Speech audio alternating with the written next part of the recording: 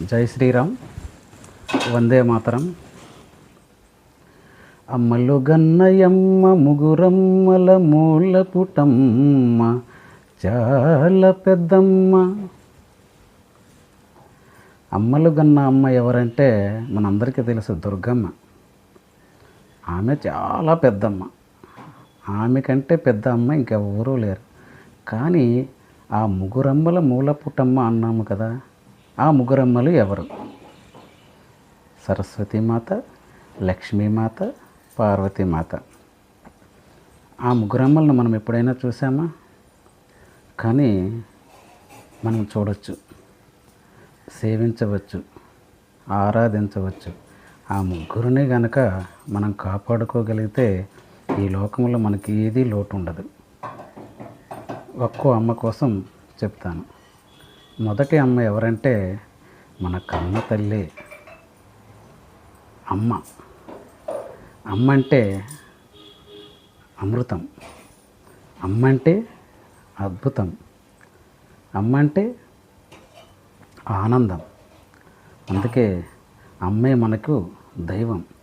తల్లిని మించిన దైవం లేదు అని అంటారు.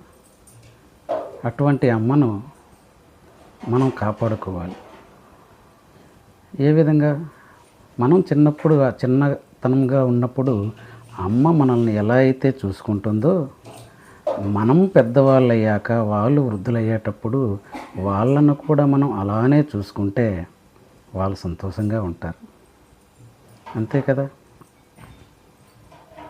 అలాంటప్పుడు అటువంటి అమ్మ మన కళ్ళ ముందు ఉండగా, అసలు అమ్మే దైవం. అమ్మ తర్వాతే ఎవరైనా. అది మన సనాతన ధర్మం. అటువంటి ధర్మంలో పుట్టడం మన అదృష్టం. కొన్ని మతాలు ఉంటాయి.